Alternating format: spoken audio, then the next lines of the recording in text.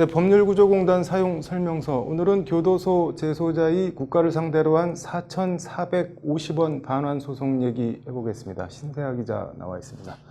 신 기자, 일단 어떤 사연인지부터 먼저 들어볼까요?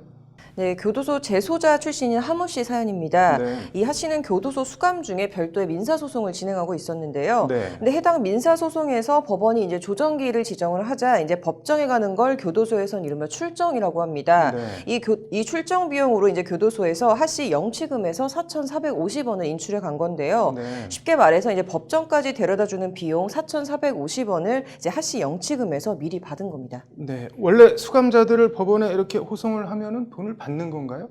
이게 뭐 형사소송이냐 민사소송이냐에 따라서 갈리는데요. 네. 일단 형사사건에서는 이제 당연히 구치소에서 돈을 받지 않고 법정에 데려다 줘야 됩니다. 네. 근데 이제 반면 민사소송은 비용 당사자 부담 원칙이라는 것에 따라서 네. 출정 비용을 재소자가 부담을 해야 되는데요. 네. 이제 법무부의 민사재판 등 소송 수용자 출정 비용 징수에 관한 지침은 사전이든 사후든 출정 비용을 재소자에게 받는 것으로 규정하고 있습니다. 이게 뭐 관련 법무부 지침에 따라 출정 비용을 영치금에서 인출을 했다는 건데 이게 왜 문제가 된 건가요?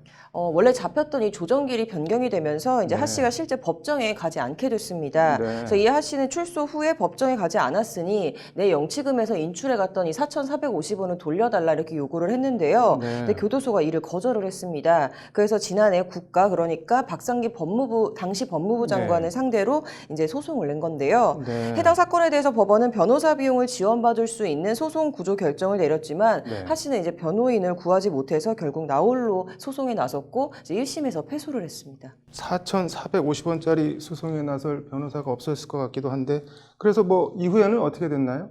이렇게 변호사를 구하지 못하고 있던 하 씨는 네. 법률구조공단에 이제 찾아가서 도움을 요청했고요. 네. 공단에서 사건을 맡아서 이제 항소심 재판을 진행을 하게 됐습니다. 네. 그래서 공단은 특정일에 민사재판에 출정하지 않았음에도 출정 비용을 출금하고 반환하지 않은 것은 부당이득이라면서 국가는 이를 반환할 책임이 있다고 주장했습니다. 네. 이에 대해 교도소 측은 출정 비용 징수는 법무부 지침의 근거에 이뤄진 것으로 법률상 원인 없이 이득을 얻었다고 할 수 없다라고 맞섰습니다. 네.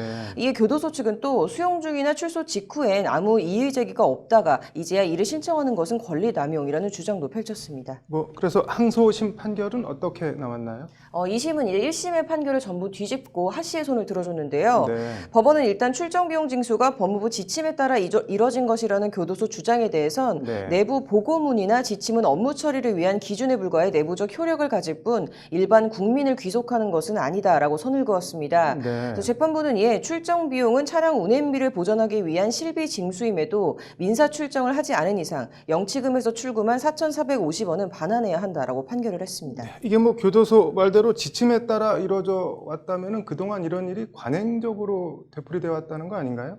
네, 관련해서 이제 이번에 하 씨 대리인을 맡은 유근성 변호사는 네. 재소자가 교도소로부터 돈을 돌려받아야 하는 사유가 생겨도 불이익을 우려해 반환 청구를 하지 못하거나 이를 거부당해도 제대로 항의하지 못하는 경우가 많은 게 현실이다라고 지적을 했는데요. 네. 이제 재소자가 교도소로부터 돌려받아야 할 돈을 돌려받지 못한다면 교도소 나아가 국가에 대한 불신이 생길 것이고 재소자에 대한 교화가 제대로 이루어질 수 없다라는 것이 이제 유 변호사의 말입니다. 네. 이제 그러면서 유 변호사는 아무리 국가라도 부당이득을 취해서는 안 되고 아무리 재소자라도 부당이득을 당해서는 안 된다라고 강조를 했습니다. 네. 이제 그러면서 유 변호사는 다른 변호사들이 기피하는 이번 사건처럼 이제 법률 구조에 사각지대가 생겨서도 안 된다라면서 이제 네. 사각지대가 생기지 않도록 계속 노력할 것이다라고 덧붙였습니다. 뭐 한마디도 버릴 말이 없어 보이는데 거창한 담론이나 개혁도 좋지만 이런 소소해서 안 보이는 일상의 비합리들 이런 것들부터 좀 빨리 바로 잡았으면 좋겠네요. 오늘 잘 들었습니다.